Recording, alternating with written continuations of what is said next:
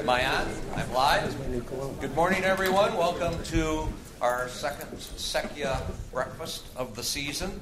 I'm Bill Smith, president of CompuCraft Technology Solutions and president of the Seidman Alumni Association, and it's our pleasure to be the host, along with the dean's office, for these breakfasts.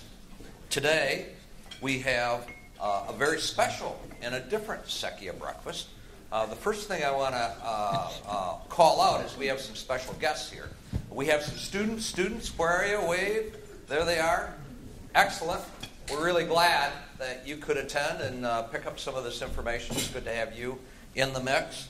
We also have President Lubbers with us here today. We have...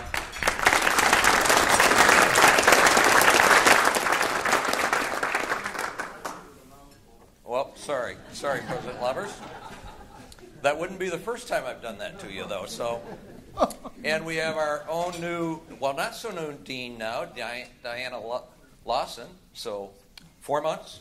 So we're getting her broke in. She's still on the honeymoon with us, so that's good. So this morning is a special event. Ambassador Secchia has arranged. And I think some of this has to do with the pecking order he's in. So maybe the arranges, he just makes the call and they go, yes, sir. That may work. To have this special discussion panel today. It's worked a long time. It has. It has. And we have Bill Currie with us, chairman of the board of Universal Forest Products. And word has it that Bill started with Universal straight out of college, or while you were still in college. Straight up out of college. And then we have Matt Masad, who really, this is interesting, he started at like 16 or 17 years old, I think cutting grass for Universal, and has worked his way up. So we have a wealth of experience coming from high school and from college. And we won't go into what year Peter started with Universal. We'll just let that slide, because I think I was in grade school when you started at Universal, Peter. Probably true. Yeah. So, between these three businessmen... You notice Lubbers and I dress alike? Yeah. It's the old age deal. Yeah. That's good. So, between these three businessmen, we have a depth and wealth of experience that probably is unmatched in West Michigan. It's pretty incredible. So, we are going to share that experience. They are going to do kind of a roundtable discussion. And so, gentlemen, business lessons learned. All right. Well, good to have the kids here, and some of you professors who teach these young people. It's very important to us who are always interviewing and looking for good people with a company that's based in Grand Rapids, because what you find when you hire people from Grand Rapids is they don't ever want to leave. They really want to stay here, and probably half the people they interview aren't real happy if we want to send them to one of our plants in Arizona or Minnesota or Texas or someplace, or even Mexico or Canada. They really don't, they just like it here. So if some of you are looking to further your career and you're willing to move, we've got some good places and we got some bad places. Well, we have bad places if you like sun and fun. We have good places if you like to work and make a profit and share in that with the company. So I went to work for the company in 1962, December of 1962. That's a long time ago, and it wasn't until Lubbers took me for a ride around campus and talked me into investing in a dormitory downtown that I really got involved in big giving in Grand Rapids, even though all my life I'd wanted to be part of that. And so we want to encourage you young people and you professors to get a feeling about a company that can start right here. And we're going to give you a little background. We're going to each do 10 or 12 minutes, and then we'll open it up to Q&A. And I hope we can get some good questions. They're better to be asked to Matt. Matt's got a law degree, accounting degree, and a business degree working for Bill and I. And he's got the best answers, and he'll always couch them so that he doesn't get in trouble. He spent his first 20 years watching out for Bill and I to make sure we didn't get in trouble. And he was a pain in the arse, if you want to know about that. But he was always telling us what we could and couldn't do. So here we start, Universal Forest Products.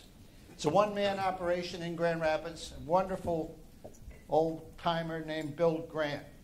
He was a neat man who started this business up in Alma, Michigan. The first year he started it, he was a warehouse. And then he moved it down to Grand Rapids and became Universal Forest Products, 1955. I went with him in 1962. The company was 7 years old. And he had an office, he shared a secretary, and he shared a buyer. That was it.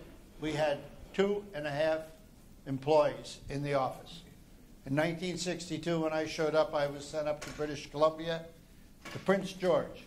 I got off the plane, I thought I was going to be a star. I graduated from college. You kids know about this, right? You get a suit, you get a vest, you get a hat, you get a briefcase, and you show up and nobody pays any attention to you. That's exactly what I thought I could do. And I learned the hard way that when I got off the plane in Prince George, the guy who met me was wearing giant boots and about 5 levels of flannel shirts. It was 40 below zero. He took me to the parking lot. He had a pickup truck, and in the front was a dog, a giant dog. He told me to get in the back. So here I am in the back of a pickup truck in my suit, my vest, my hat, my briefcase. Colder than the devil. I'm riding in the back of this pickup truck through Prince George. Half of the streets are dirt. They're very seldom blacktop up there.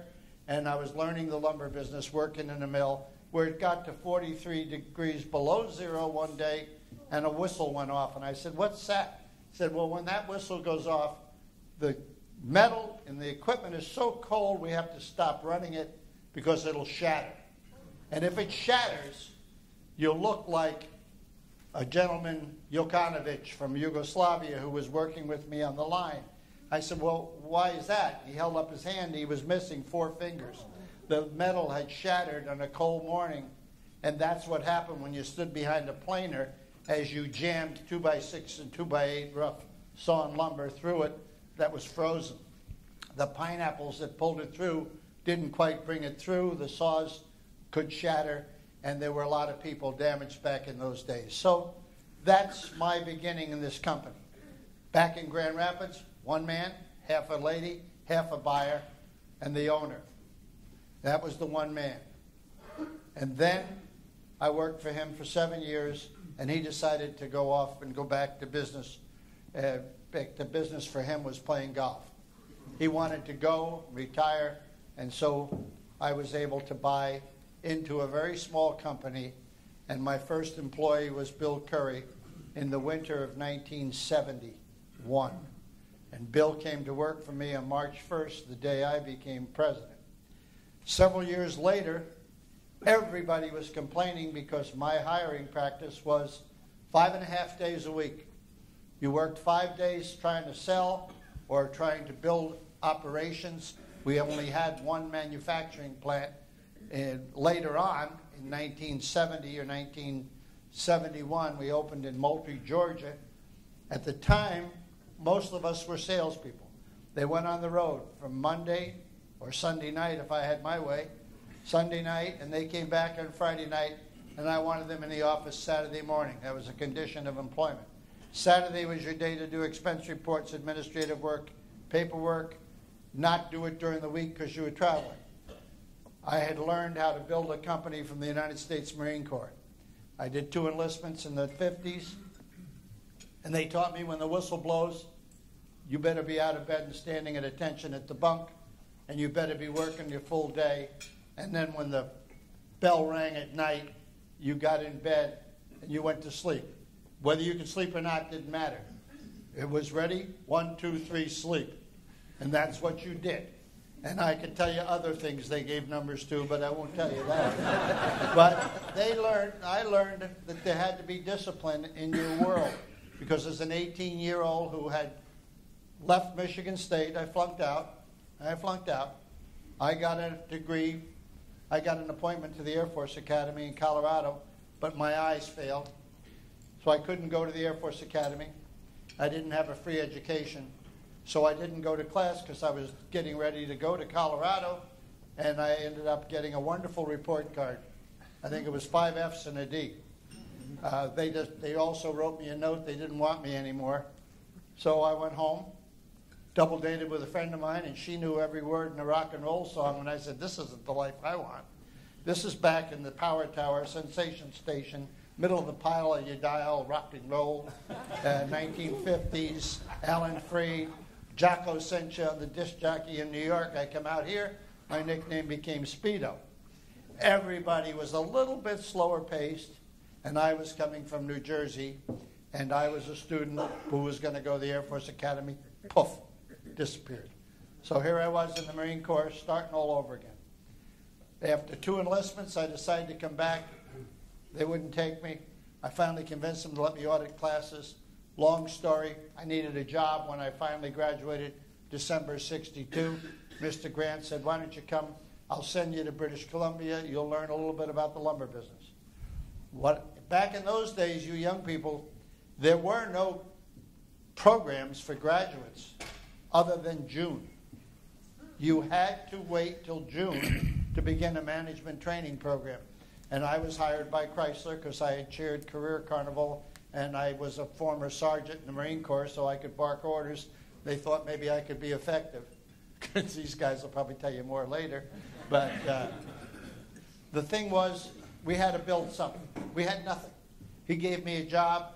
I love the guy. I went up there at 40 below zero. I stayed there for 3 months. I came home in April. I got the rumor that Joan had broken up with her boyfriend. I sent her a telegram. We went out on Friday night, and I said, I'll see you tomorrow. She said, no, I can't. I have a date. I said, wait a minute. My telegram, by the way, telegrams are probably, you kids with cell phones and computers don't understand telegrams, but that's how you communicated to a sorority house at Michigan State that closed at midnight. They had to send a telegram because you couldn't get a phone. They wouldn't put your phone through to the co-ed's rooms. I think you got it bad now, huh? All right. So anyway, I convinced her that my telegram had been misread. And she took that line. And several years later, we were married, and it's been the best 50 years of my life. And in that period, I hired Bill Currie, who came with the company and was my first hiree, turned out to be the best salesman I ever hired. And several years later, I hired Matt because those guys that didn't want to work on Saturday morning were complaining that they had to be home to hang the screens or to rake the leaves or wash the garage or clean up the yard. So I said, wait a minute, you got to stay home and do that? They said, yeah, my wife's mad at me. I said, okay, here's what I'm going to do. I'm going to hire college kids, high school kids, at minimum wage, but back then was $3 an hour. Wasn't that high? No? Well, no, that's what minimum wage was. What I paid you was less than that. So I hired those kids to do the work so that my executives or my salaried employees, there was only 3 or 4 of them in the beginning, would come in on Saturday morning. And Matt would go to my house and somebody else's house if he had an 8-hour job. If he had a 4-hour job, he went half a day to each executive's house that he was assigned. Matt was 16. Now he's the CEO of a company that's approaching $3 billion in sales. And he has gone on to, I loaned him money to go to law school. When he was a student at Hope College, he was our janitor. He came to the office and cleaned the office. He knew the principles, he knew the rules, he knew where he had to be, and he was one of the most reliable guys Bill ever had working for him because Bill moved up rapidly to become the head of the company. So we go from there, and I'll turn it over now to Bill, who became the CEO when I left for Italy in 1989. Well, I can't tell you all the stories that Peter told you are true or not, but I can tell you he was the architect of the company. And his disciplines, his beliefs, the way he thought you should run a business is what we learned. It wasn't hard for me. I grew up in upstate New York. My old man was just like Peter. You killed what you ate. And, 2 quick stories. I graduated from Hope College In the evenings, I built mattresses at Holland Wire Products, and during the day, I ran a gas station, and I still went to college. And when I graduated, my old man gave me a letter, and I thought it was going to be a start in life. You know, you did a good job, Bill. You got through. I never thought you'd make it. So I opened it up with the anticipation of $500 or $600 was all my college loans. 6 months later, I get married to my wife. We're going on our honeymoon. We get in the car. We go to take off. He gives me an envelope. I'm sure it's $500 or $600 to play at our honeymoon. It's her college loans. So when I met Peter, I had nothing but 2 big sets of college loans. And I was working at Point West in Holland, Michigan, Macatawa, Michigan, by a gentleman by the name of Dick Denial. And I had met Peter. We had a couple run-ins back and forth. We became friends with him and his wife, Joan, and their children, who I knew way back then. And Peter came to me. He said, "I want you to come to work for me. I'm going to be buying this company, and I want you to come to work for me." And I said, and my wife was with me. And I said, "Well, Peter, thank you very much for the offer, but I'm going to have to discuss this with my wife." And he looks at me square in the eye and he says, "You can get a new wife anywhere. You're never going to get another opportunity like this."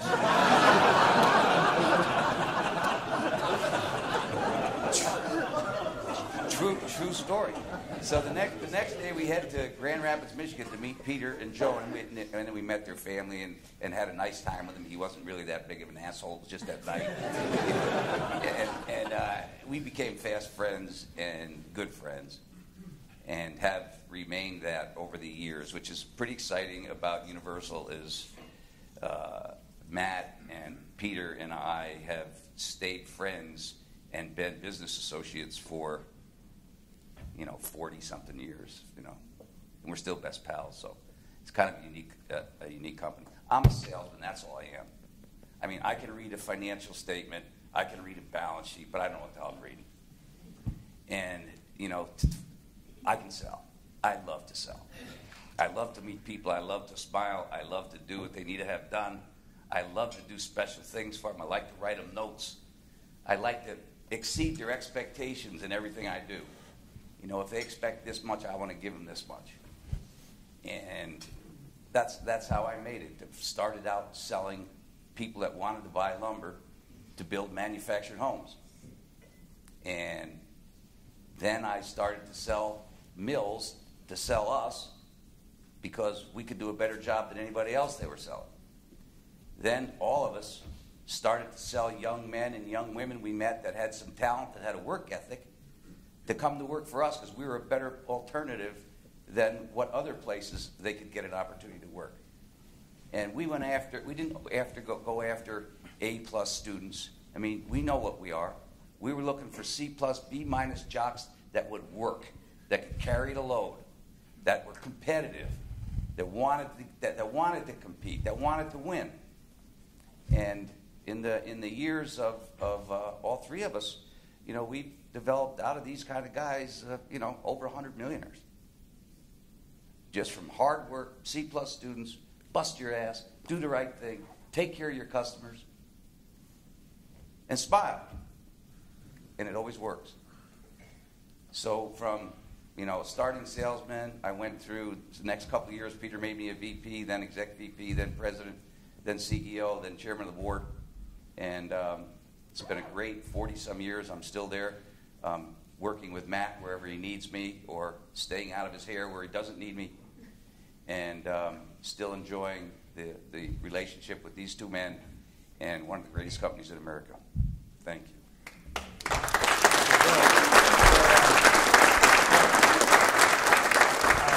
You can see why he's a good salesman. He even got you all to applaud at this time of morning. One of the things, we started out with just rough and tumble, finding people who wanted to work hard and were reliable. Then we got some of our 4-point students over here who had law degrees, accounting degrees, and who knew a lot of things that we didn't learn. We knew how to sell, how to build plants. We knew how to walk in a factory and tell if the equipment was running smoothly or not. But Matt was our first breed of highly educated people, so I don't want you kids to think that isn't important. It was important at the third stage of our company to start to get into that place where we felt comfortable with people who had an education. When I became president, I realized I was like Bill. I had trouble with the balance sheet. So I went and took part-time classes at night to learn to go back and review after I had graduated from Michigan State in '62, in December of '62. I went back and took night classes to learn that, to get ready. But like Bill, we had a work ethic. One example is if the receptionist would say, Peter, you've got Ron Freshour on line 1, I'd say, tell him I'll be right back to him, right away. And I would dial his number, all but the last digit. And I'd hear her say, he'll call you right back, Ron. Hung up, I hit the last digit, his phone rang, and I would say, sorry it took me so long to get back to you, Ron. But it was an example of how reliable we were as a company, that we were just joking around with that, but it emphasized the fact that we were reliable. And when Bill said, out of your hair, I retired. I left in '03 when I retired after 40-some years. I had a forced retirement at my age, which is a rule I set and I had to live by, and I had to say goodbye. I walked out of the office in '03. It's 11 years ago. I haven't been back but twice to go in the office and say hello to somebody or to see somebody.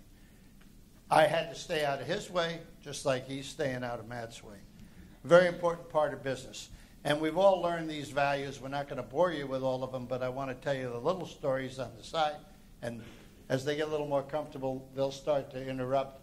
Matt, the lawn boy, 16 years old, works his way up, can't get into a good law school. He only had a 3.96, and he couldn't get into one of the top law schools in the country, but he could get into Cooley. And I knew the people who had founded Cooley, so I called him up, told him about Matt. He was one of the youngest people, the hardest working, brightest, able to, you gave Matt something to do, you didn't have to worry about it, it got done. You didn't get a note, I did what you asked me, you just knew it got done. And then when Matt had to work his way up, he became the company attorney, he became in charge of our different departments, and then recently, a few years ago, he was made the CEO, and this is after he graduated from Ottawa Hills High School, City High School, a city high school where he was a baseball player, went to Hope College, which is a private school where he did very well, and then went on to go to Cooley Law School where he excelled there. Came to work for me, and I noticed the first week he was there, he had a spreadsheet out. I said, what are you doing with that? Give it to the accounting department. We had a few accounting people at the time. We had grown to several dozen people in the corporate office. He said, why should I do that? I got my accounting degree while I was at law school. Duh.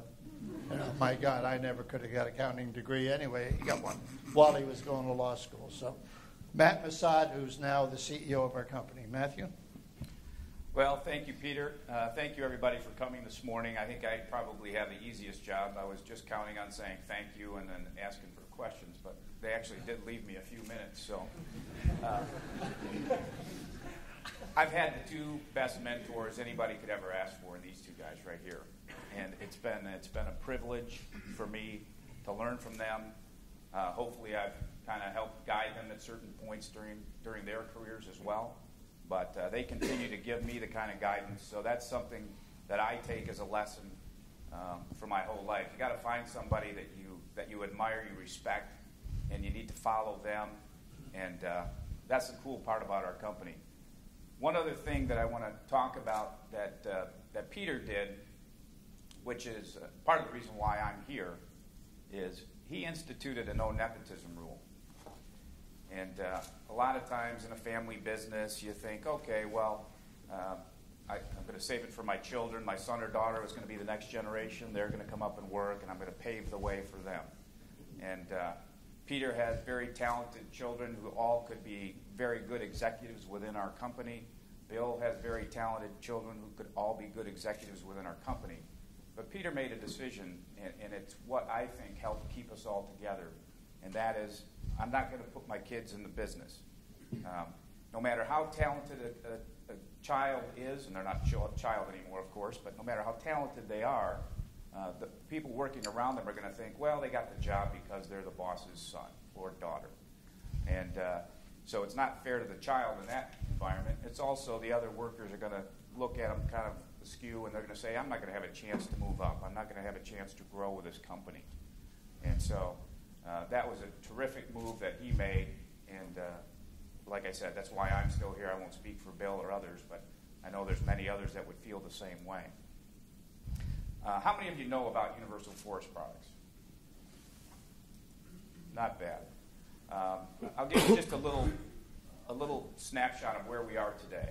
We're close to about $2.5 billion in sales, and we don't make enough profit for Peter or Bill to be happy. I understand that, but we're working on it. Get close. We have 80 facilities throughout North America, and we're looking to grow internationally as well. We have a lot of opportunities. We have a lot of aspirations, and we, as you've already heard, we have a lot of highly motivated people. Our goal is to get to $3 billion in sales by the end of 2017. And, of course, we'll try to get our profit margins up, guys. I know that's important. And to do that, one of our biggest challenges is to find good people.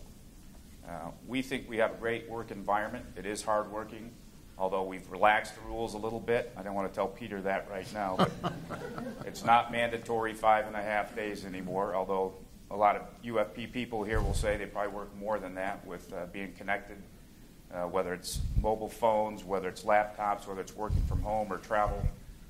They're always basically on. So, but they're on, I think, because they like it, they enjoy it, and it's challenging work. So I'm going to turn this into a little bit of a recruiting mission for those of you that are either young and looking for a job or who are already experienced in the workforce and looking for a change, because we do need talent. And the key for us in recruiting, Bill talked a little bit about recruiting students who have been jocks or recruiting students who are in fraternities or sororities. How many of you are on a sports team? How many of you were in a fraternity or sorority? Okay. Not as many as back in, I'll call it the old days for me. And the difference that we found is that the people who are highly competitive, athletes, people in fraternities and sororities, they also are motivated to succeed, but they understand the team concept as well. They understand if I succeed doing what I'm supposed to do, the team is going to do much better. Or if I succeed in doing what I'm going to do, the organization is going to do much better. And that's what we look for in terms of what your mindset is. We still try to hire people who have something to prove. If you're born on third base and thought you hit a triple, you usually don't work so well within our organization. It makes it a little more difficult. So the other thing that we try to do is once we recruit, we need to retain these people. And the retention is based on our training program. We have a very, very aggressive training program. We'll teach you everything you need to know about the products, about the people, about the business. All of us, Peter shared his story about how he worked in a mill in Canada. I don't have anything quite that fun or exciting, but I did go to work for one of our facilities and learned how to work all the pieces of equipment. I know Bill did the same thing, and all of our new sales trainees, production trainees, they all go through it. They learn how to work the equipment. They learn what we do. They learn how to be able to respond to customer needs. But most importantly, they learn empathy.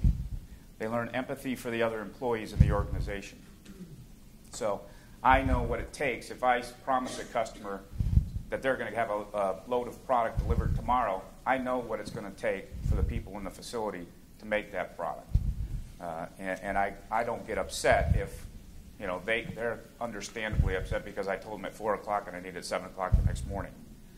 So the empathy is really critical for us. And the other parts of retention that we have are basically our programs for our people. We'll talk a little bit about what the rewards are, but the important part is respect. And we want all of our employees to respect one another. We want to, as we said, we have empathy, but we also respect them as a company. We understand they have other needs. They have families. They need to take care of them, so we try to be more flexible. Not that the old ways were bad, but we have to adjust a little bit to the new times. And then finally, we want to make sure that we properly reward all of our employees. And we do that, again, through a program that Peter and Bill started. And we have very modest base salaries, but we also have incredible bonus opportunities for our people. And so if the company is successful, they can be very, very successful.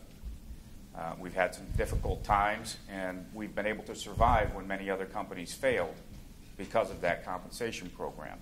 When we had tough times, everybody hunkered down a little bit. It was tough for sure, but we were able to make it through without having to go bankrupt. And now that we've come out the other side, the things are much, much stronger, performance is much better, and hopefully it will continue to get better. But that was another key for us. We want the rewards for our employees to tie in with the success of the business. And one of the things that we do is we encourage people to be shareholders. Before we were a public company, Peter would select a certain few people who were given the opportunity to purchase shares in the company. And that was really a badge of honor at the time. And as Bill and Peter both said, there's been many, many millionaires created because of their investment in UFP. And one of my favorite stories is the forklift driver from Georgia who never made more than $40,000 a year in his whole career. And he retired with $750,000 in his profit-sharing plan. Now, he's probably a target for all of his friends and relatives down there once he retired if they found out how much money he had. But that was just a great story. He invested in the company stock. It grew over time. And that's what energizes and motivates me. As you can tell from my story, I didn't start with anything. I was given a lot of opportunities. And for me, I want to repay that. I want other people to have that same opportunity. So we are trying to grow the company and drive the business, create opportunities, and I'll be taking applications in the back after this. Thanks, Matt. The interesting thing is we all have funny stories, and I thought of one to clear this up. I thought Universal needed to be a no nepotism company. I wouldn't say that's right for every company because I know Grand Valley has one of the top family-owned research groups here, family-owned business research groups, and I've studied with them and learned some of what they teach. We were a different company. We had to send people out on the road. They were without supervision for months. We had a very limited vacation schedule. So you didn't want, and I knew if I had my kids working for me, I loved them dearly. If they wanted a vacation and Joan wanted them to visit with us on our vacation and they said they had no vacation left, what would you do if you're the CEO and you ran a business? You'd say, take a week off and come down. Your mom would like it. That wouldn't be fair to my other employees, would it? So I decided that I couldn't build a business with that kind of result. So at that point in time, that policy worked for us. It isn't always every company because in Grand Rapids you have Meyer and Steelcase and a lot of companies, Amway, that have done very well without that kind of a policy. And I don't know what the true answer is, but what we did worked for us. And I hope whatever you do or you teach in your classes or you kids learn will work for you. So anti-nepotism worked for me in building Universal. It didn't work for me in building my family. My one son is in China. He's been there 20 years building a business. Couldn't build one here. My other son spent almost 20 years in Italy and just came back and is now working with me in a real estate development company. My daughter is out east and my other daughter's in Seattle. There was no base for them in which to be in the business. So you have the goods and bads of business policy. But the other side of this is you've got to shock people. When I sent Bill Currie on his first training mission, he was working in a factory out in Pottsville, Pennsylvania. I think it was Pottsville. No, yeah. Middleburg. And I sent him out there, and I got him a room at the Middleburger Hotel. And I told him he had the honeymoon suite, and I was paying for it. You told me not to tell the story. I'm going to tell it mine. So he didn't have a car to take, so I borrowed Mr. Grant's car, which was a nice car because the one he had wasn't very nice to drive all the way out to Pennsylvania to go to work for a couple of weeks. And he went out there, And my phone rang at home at midnight, 12:30 in the morning, and I picked it up and hey, Pete, yeah, Squirt. No, it wasn't Squirt then. He got that nickname later. He said, Bill. I said, what's up? He said, I'm here at the Middleburger. I must be at the wrong place. I said, why? He said, it's closed.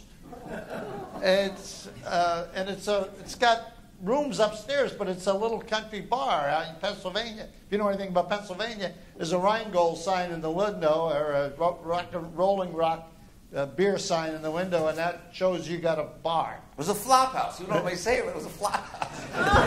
Now, my definition of a flop house is different than his. They had rooms upstairs that were not the classiest rooms in the world, but I wanted him to think that this was the best he was going to be able to do, and he had to work hard to get a nicer room when he went on in the company. So he stayed there for a week and went through his training. And he got the account. And he got the account, believe it or not. He worked in their mill room, and I couldn't get that account for months, and it was a good account out in Pennsylvania. So those are the shocks we give. Bill's father, I still wear Bill's father's volunteer fire department jacket. It says on the back of it, Youngsville Volunteer Fire Department. A small village in New York, and his dad was so proud. And when he came to Michigan to visit his son, I'd show up wearing my Youngsville Fire Department jacket to let him know that his kid was working for a company that valued those kind of family roots. And you build the business based on your roots. You all get tired of hearing somebody else tell stories about their culture and their business. But if you tie them into the roots that made the company grow, the tree that prospered. And, you know, I know who he's talking about down in our plant in Georgia, Spike. Spike was an African-American man who had very few teeth in his mouth, wore purple suits. And I invited him to dinner one night with a bunch of our execs who came down with me from Grand Rapids. And we took Spike out because he was Employee of the Year. He showed up in a purple suit. And he said, Mr. Secchia, he said, I caught someone driving over one of your 2x4s the other day. And those 2x4s cost $1.14 each.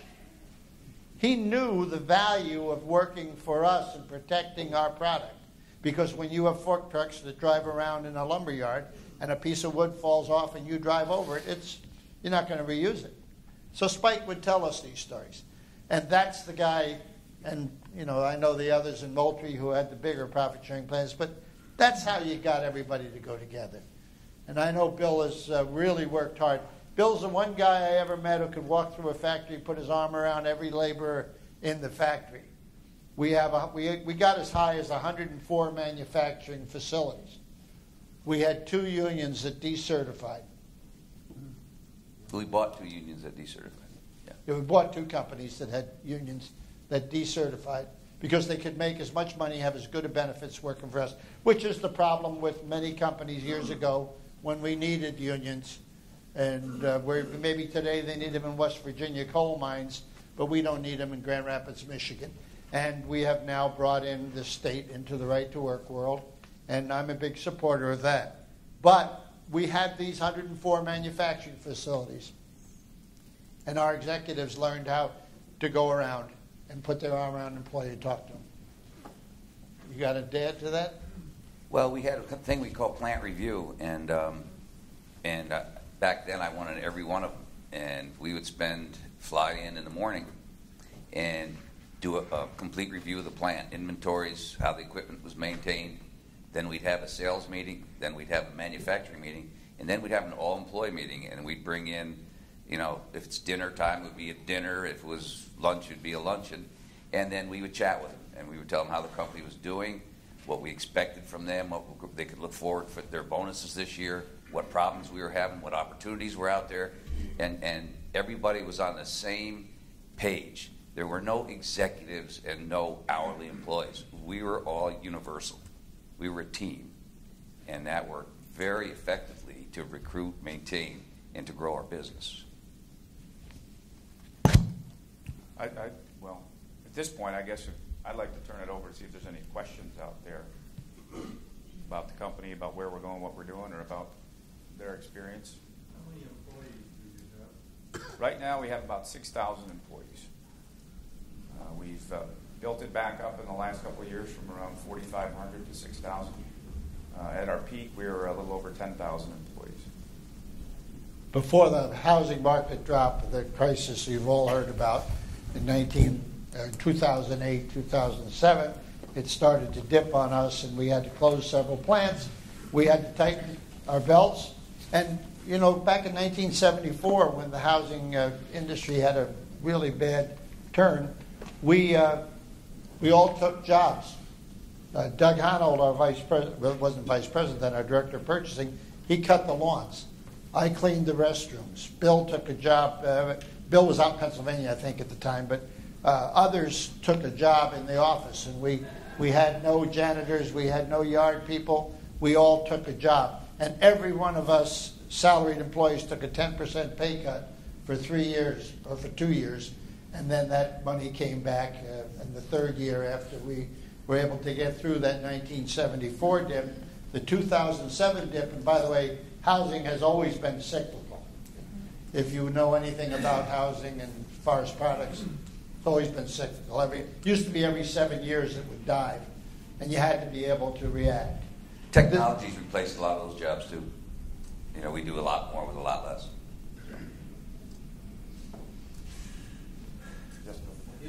If my memory serves me right, when I came to Grand Valley to go to Grand Valley, or when I came to Grand Rapids to go to Grand Valley, I think your company was called Universal Companies. Yes. It was Charlie's idea. Okay, so yeah, what was that transition? I had a restaurant company that had 20-some restaurants, and I got tired of driving to meetings in Macatawa where Bill's boss, when I hired Bill, was one of my partners. I had 5 or 6 partners. One found the bottle, one found the Lord, one found an 18-year-old cutie. They all had reasons to get out of their stock. And they all came to me because I had access to cash, and I kept buying that stock, and pretty soon I woke up one day and I had 51%. And I had to get my partners out of the way so I could bring my meetings to Grand Rapids so I wouldn't have to drive all the way to Macatawa for the accounting meetings, all the way to Macatawa for the insurance company meetings, all the way to Macatawa for management meetings. I held them right here. So one day I was in the car, and Charlie was probably 7 or 8 years old, and I said, you know, the company, Forest Products and Restaurants, doesn't seem to match. And he said, why don't you call it Universal Companies?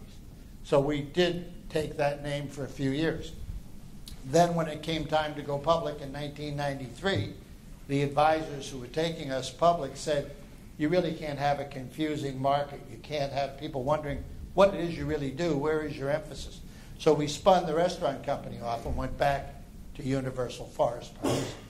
But that was the original name of the original company. And Mr. Grant, when he retired, I want to tell you that we set an example with him, with every employee. He had a 3-year contract in 1971. And I believe he died somewhere in the 1990s, and we were still giving him every 3 years a car, his health insurance, and a bonus. And we took care of him because he was the guy who started us all. And he's a good man, and he deserved that. So that's another example of integrity in a company. You're going to see the new aircraft carrier, if you read last night's paper, integrity at the helm is the symbol for Jerry Ford's aircraft carrier. He was another one of my mentors. Between he and Rich DeVos, I learned everything I know about this community and how to build and protect a company. And integrity at the helm is a good term for that ship, because that's why Jerry Ford was trusted by Democrats and Republicans, because he was integrity. He was trustworthy. Everybody who knew him didn't love him, and everybody who wanted to vote didn't agree with him, but they all respected him for his judgments and his ability to have integrity. Question back there. For a lot of times with companies, it's hard to go from small to large and keep that, you know the person's name and things like that. So how have things changed as you're trying to make sure everyone understands your strategic direction, where you're going, what your goals are, when you now have 6,000 employees? That is an incredibly great question, because it's something that we all struggle with. one of the things, again, I have to give these two guys credit for setting the stage for it. Basically, what we started out with is an entrepreneurial culture. And so instead of looking at it as a big company with 6,000 employees, we look at it as 80 companies with a much smaller number of employees, much more manageable. They're entrepreneurs of their own companies. And so what we try to do is give them guiding principles from a macro perspective. We try to tell them, here's what our direction is. For example, we have a very big push on developing new products for the market. So we let everyone know where we're headed, where they need to go, but we allow them the flexibility to determine how to get there, what products they're going to produce at their facilities. And they create that same kind of atmosphere that we used to have within each of their companies. And it's become a collection of many families, so I kind of liken it to, as you get older, your family expands, you've got cousins and everything else, but they all came from the same spot. And that kind of leadership and that kind of culture is really important, because if you lose the culture and you try to do too much from the top down, first of all, I'm not smart enough to do that, and second of all, you end up trying to take control of everything, and people don't really want to work in a company where somebody's telling them what to do every day. That's a great question, though. Thank you. Yeah, and I think, Matt, to expound on that a little, it's even deeper than that. Each one of these businesses, each one of these 80 or 90 or 104, however you want to count businesses, is a full independent business unit. And they've got a vice president that is, motivated. They've got a general manager. They've got every single bit of staff they need. And each one of these plants can run independently, other than whatever corporate services that are necessary. So very, very entrepreneurial. I mean, it's your plant, run the damn thing, run it right, or we'll put a new entrepreneur there. That's right. That's perfect. Listen, that's the way it's always been. I remember early in the building, I'd bring the guys in, and I had a bulletin board, the doors open, and I had pictures of people who had failed. And I'd say, do you want your picture on that board? And they'd say, no. I'd say, well, how many stripes? It's the wall of shame. That's the wall of shame. And I'd say, how many stripes do I have? I've been here 30 years. I've got this much ownership. Where else are my badges of courage? I don't know.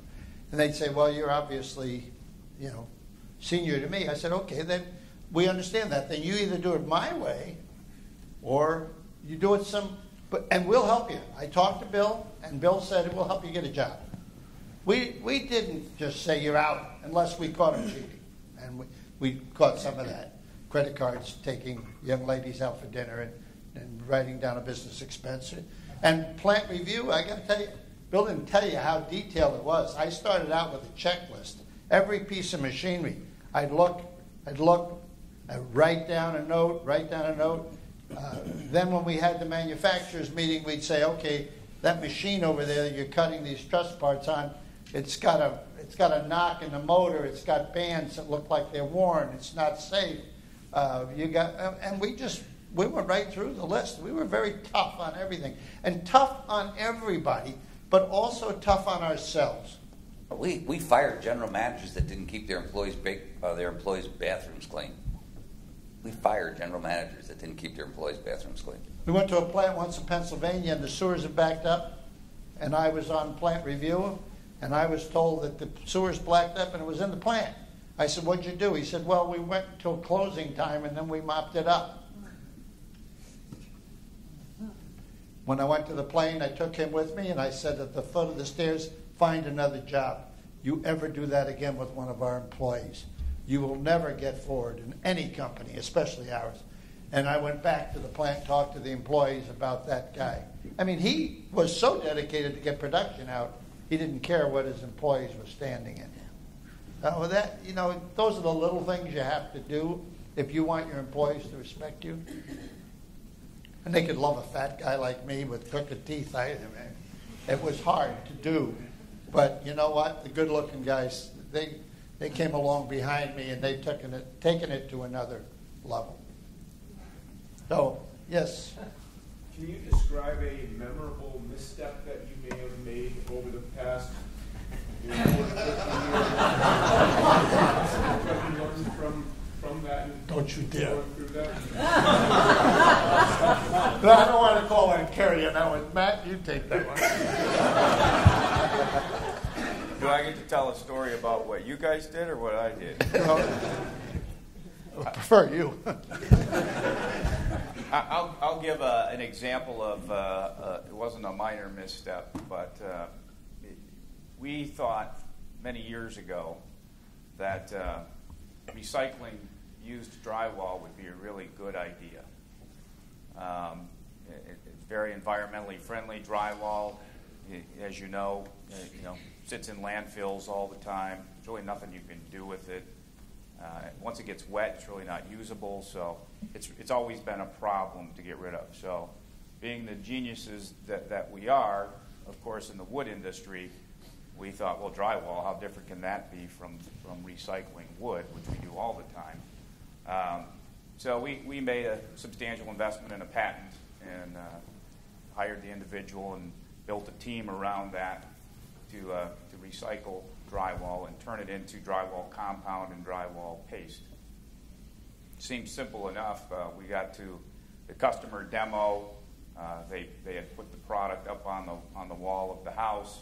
Everything was great. Our sales guy and our VP went over to check it out, thinking, okay, hey, this is awesome, a great job, everything's going great. As they were standing there, the paste started just sliding off of the wall. So for us, that was a very expensive lesson about, hey, we had to do a little better job of researching the market and understanding, why is it that we think we would be better than all these drywall companies who've been in the business for years and years. So sometimes we come up with good ideas and we think, okay, well, let's run with it. So it's taught us to kind of rethink how we do new products. And we now have a much better process in place. So hopefully we catch those problems somewhere before they get on the customer's product or home. Yeah, you got to remember the Indians killed all the pioneers, and the settlers got all the land. So some things you're good at, some things you're not too good at. Okay, well, listen, we got to go. The lady's up here to put this to a close, and she's now here 4 months, so it's her birthday, right? Yes, Happy almost birthday. my birthday. Thank you. Peter, Bill, Matt, thank you very much for a very informative and much less formal event today, where we learned a lot about forest products and universal forest products. And as I reflect back on this, especially in terms of our students that are here and young people who may be in the job and thinking about moving, if we look at what millennials are looking for in the workplace, universal forest products and similar companies are the types of companies that millennials are looking for, because they want the values-based relationship, the family. They want to feel part of something where they can contribute and make a difference. So this is an ideal company for what our students are looking for as they graduate. And our students at Grand Valley, I've been here for 4 months, but one thing I've learned about our students is that they are very, very hardworking. Many of them work 20, 30 hours a week, 1 or 2 jobs, like all of you, while they go to school and earn their degrees. So I see a lot of similarities, and I would put our Grand Valley students up against any, including those from Michigan State, Peter.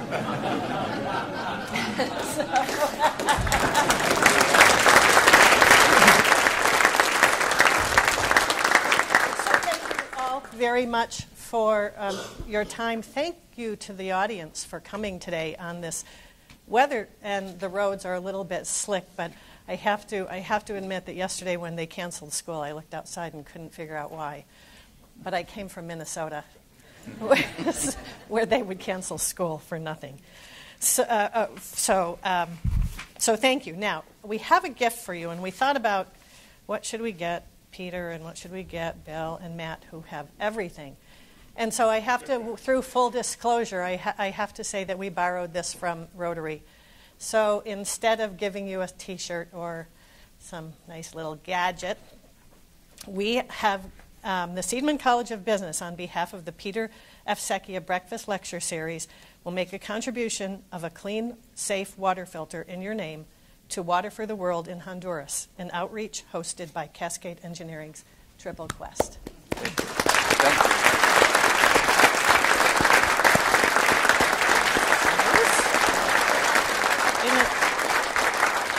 Don't forget the stuff on the tables. I won't. Thank you very much.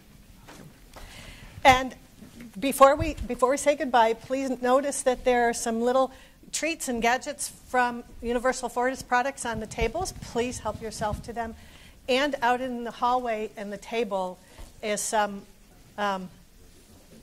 job information for those of you, whether you're a student looking for a job or somebody who wants something different, please help yourself. And I want to also just take this opportunity to thank Ambassador Secchia for his support of these breakfasts. Without his generous contribution, we would not be able to do this. Our next breakfast will be in the spring. So thank you very much for that.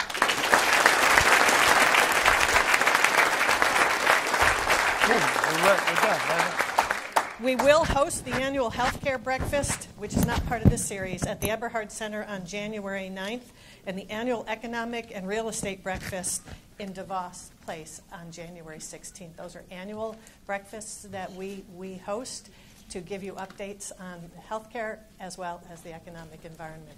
So once again, thank you, gentlemen, and thank you all for coming. Have a wonderful day.